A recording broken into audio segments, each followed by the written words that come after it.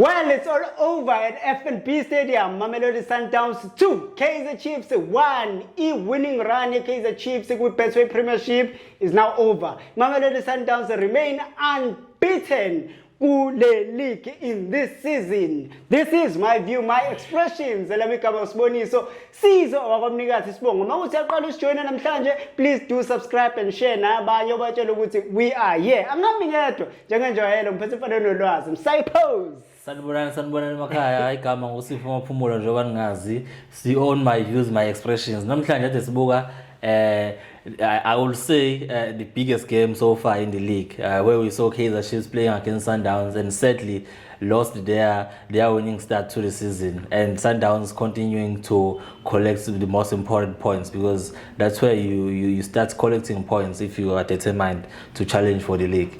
And this is what we just saw at F&B Stadium, a sold out affair and a very beautiful football from both teams. Okay, before we go into the game, sold out affair, which is very exciting, and abantu phakathi stadium were 83,000. But the disappointing part is that the game had to start very late because abantu they were late ukungena ngaphakathi. To avoid ukuthi abantu baze balimazane masebengena, game was 30 minutes late. Yeah, it always happens. I think almost all derby games that are played at F&B and they're sold out, they always delayed maybe by 15 to 20 minutes. But today we had a 30 minutes delay. Which I'm not sure how to play. Maybe the logistics around the stadiums were not in order. But when I see soccer seats or F&B, it's a big stadium. It's a place where it's easy to control traffic in that stadium. I just don't know how can we improve this because we've been seeing this every time when a match is sold out at F&B, and it needs to come to a stop. Because now the games are delayed, players have already warmed up, and when you have a 30 minutes delay, the bodies go back to cold, and then you have to restart the warm-ups, and then you psychologically you are not in good standing when you start the game because you are a bit late than you would have expected. Yeah. Well, coming to the game, first half, Sundowns, we saw a similar starting lineup Nale Egadasibore over the weekend. Except for Umshishi. And then Kaizer Chiefs, I also saw a similar thing that we saw at Moses Mabhida, but there were those changes here and there. It's the same thing Nakona with Mamelodi Sundowns. At Chiefs we saw Castillo coming in for Njabulo Blom, which I don't know how now came to that conclusion because Njabulo Blom has a big match temperament. He knows big games, although he's just returned from the USA. But I think he would have.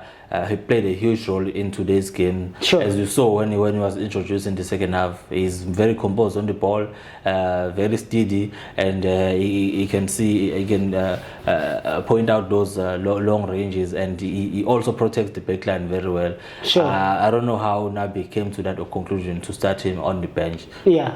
Well, looking at the game, the first half for me, I saw Kaizer Chiefs doing the very same thing that I saw again when they were playing with the Amazulu, because they were into Mamelodi Sundowns. Like as a result, we saw that goal within 9 minutes. Chivaviro. What happens is that Kaizer Chiefs maybe they have this plan of doing high press, but when you're not consistent with that, you are going to be punished. We saw they pressed Sundowns for the first 20 minutes, and they were rewarded with a goal, but they were not pressing Ronan Williams. So whenever the ball went to Williams, they just left it because they know he's an extra 2 players for Sundowns. Sundowns has got, out of 11, they've got 13 players when you count Williams because he's that good. He's that good, and then they were rewarded with that goal. After that, they didn't really try to control the game. They rather resorted to stay at the back and watch Sundowns. And when you start doing that at a stadium like F&B, you are already inviting problems. And you could see Sundowns using the wings to penetrate Kaizer Chiefs because in the middle they were very compact with this guy Miguel and Dudley, and they tried to play wings ball on on Ribeiro and Matthews, and that's how the goal from Ribeiro and Reines came from, where they tried to play the wing balls, which is what we've been seeing from Sundowns since the season started. And we haven't seen that in previous years. They are now trying to use wing backs to get the spaces behind the opponents. And then we went to halftime. It was a 2-1 lead to Sundowns.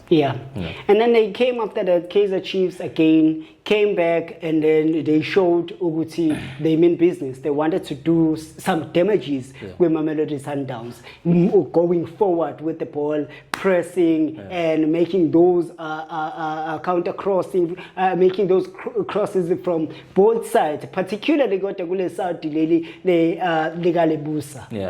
Lebusa, as you said, he's been struggling to deal with the ball, and today he was exposed with Ranga. Ranga is not a very good player, but when you allow Ranga to have the ball first, then you won't be able to deal with him. Not to say he's going to treble you.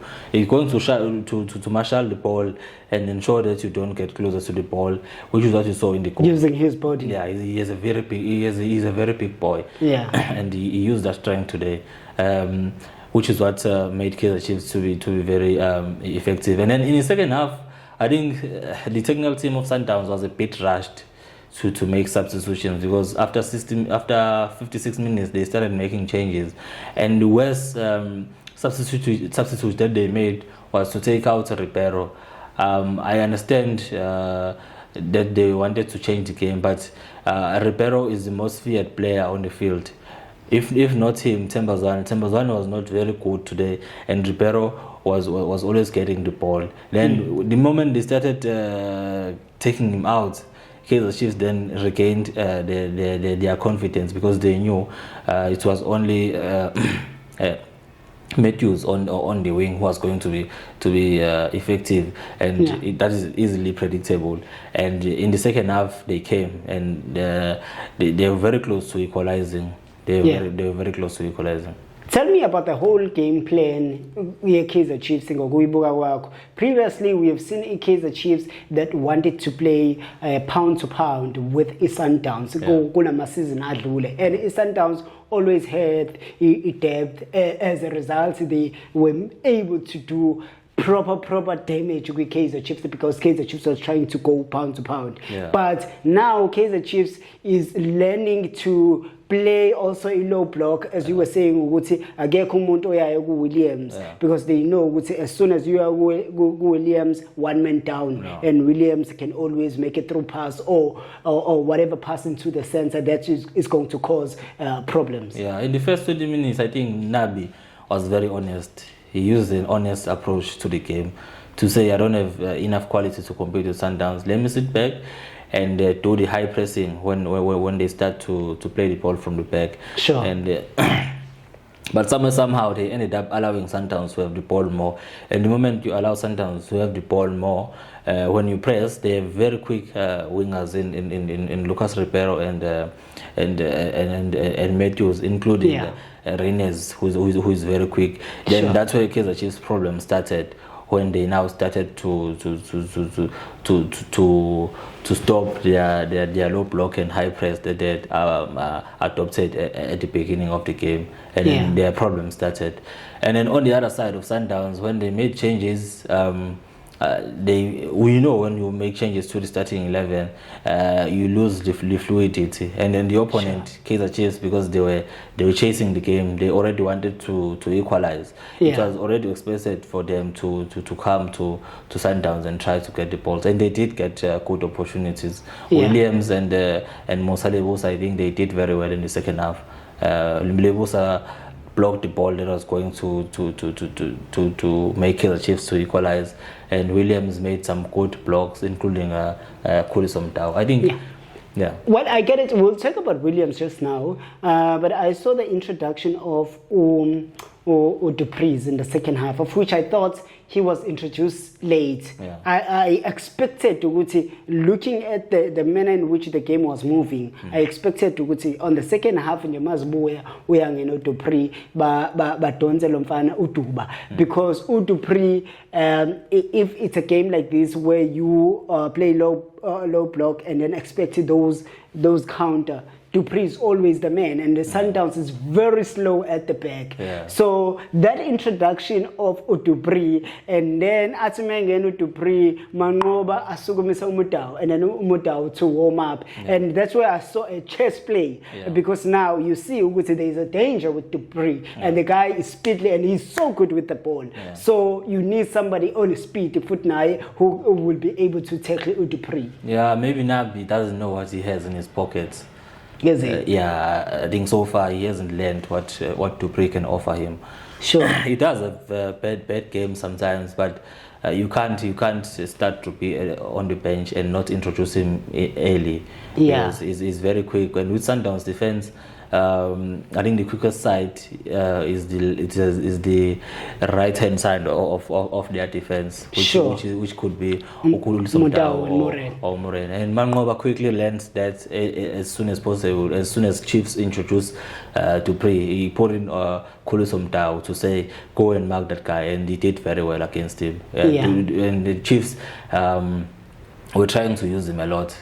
And then we touched on the Gaston Sereno. I think I had hoped that he was not going to try and overdo things, but unfortunately I was wrong. Today he was just all over. He was not the Sereno you saw against the previous games in Marumo Gallants and Amazulu. I think he was trying to maybe show Sundowns who he is, and unfortunately all those guys know him, and he even got a yellow card. He was all over. Whenever it was a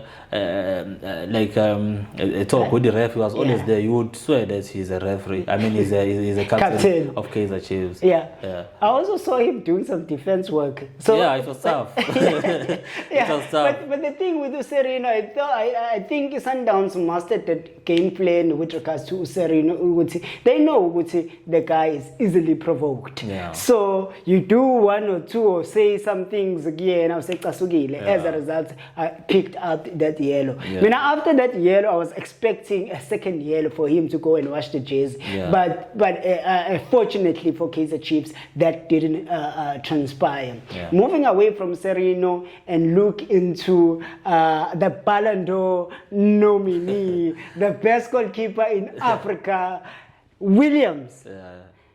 Bro, Kaizer Chiefs would have done so much damage if it wasn't for Williams. Yeah, he's always there. He's always there. He's a reference for Sundowns. Other teams have references as an Imbanan or a striker. Sundowns has a reference as the goalkeeper. Ronan Williams is the heart of Sundowns. Sure. He is the heart of Sundowns. He's just not a goalkeeper. He's an extension of the starting 11 and the extension of the technical team. He marshals the entire Sundowns. And you can see when he has the ball, the guys are very confident. Even if it's this close, even if the opponent is this close to mark him, he just put his blood down. He's so relaxed. Sure. It's like he has already played before and he knows how other players are thinking. He's just superb. I ran out of words to describe that guy. Well, another thing that we did pick up was a referee's decision. So the people who are saying that that goal there, the second goal, was an offside. What did you make of that goal? I think. Or my decision was referee as a whole. I think he overused his whistle, and the second goal, it was close. It was very close because I think there was a player of Kaizer Chiefs who was at the center, maybe a third player from the players that were close to repair. The thing is, I can't remember the name of the player because I didn't see. I didn't have a closer picture. He was very far and he was playing. You would say he was playing Repero onside, but you can't mark him unfortunately because he was very far. And maybe the lineman thought that guy was the one who played Ribeiro onside and didn't raise the flag, and unfortunately Chiefs were punished in that. It's a 50-50. You would say the ref was bad. You would say he was fine. It was very close. Okay. And then Kaizer Chiefs scored. Yeah. On the last minutes of the game, and then that was said to be no goal. Yeah, they pushed the defender. Okay. Yeah, was it not an offside? It was a foul. Yeah, it was 2 offenses. Even if the ref didn't charge the foul on I think Lebosa, if I'm not mistaken, the player who scored the goal, I'm not sure, was it Castillo or who was it? Dupree. I think it was Dupree. Yeah, he was already offside. Those were 2 offenses. There was no way Kaizer Chiefs could have got that goal. Okay. Yeah, but I know it's a controversy, but the expectations were very high from Kaizer Chiefs because I think they had a very good game. And Sundowns needs to go back to the drawing board and be honest with themselves. They don't need to give hope to the opponents like this. Yeah. No, we don't need to give opponents the hope like this. Kaizer Chiefs, Sundowns should have wrapped this game around 60 minutes. The substitution of Lucas Ribeiro was off from the tactical team. I see the other players, but Lucas Ribeiro was the man on top of Kaizer Chiefs today. Well, and he shouldn't have been substituted that early. Well, that's your views, your expressions. Moving forward, Kaizer Chiefs now will have to take a loss, and then they have a game coming. What do you think then they need to polish and make sure ukuthi bayalungisa lapha nalapha moving forward with the league games? Yeah, I think they shouldn't take a lot from today's game because the quality is not the same. Other PSL teams, maybe they can try to match them, but with Sundowns, it's always difficult to match them. Yes, you may be able to take results from them, but when you lose against Sundowns, you shouldn't beat yourself up. Chiefs had very good games against the Mazulu and the Maromo Gallants, and I think they should use those games as a reference and check their strength on those games and maybe their weaknesses and take it from there. But on today's game, I don't think they should take much from it. Yeah. Because it was, I'm not saying Chiefs is a small team, but as we said earlier in our early episode, Chiefs has a very long way to go, and they should be honest with themselves and take baby steps and move forward. They are on the right track, but I think it's unfortunate that the window has already closed. But maybe they need to have some few additions. Beef up some squad. Yeah. But unfortunately, we can only see in January, or maybe they can get maybe one free agent who is available. But I do still believe that they need to beef up.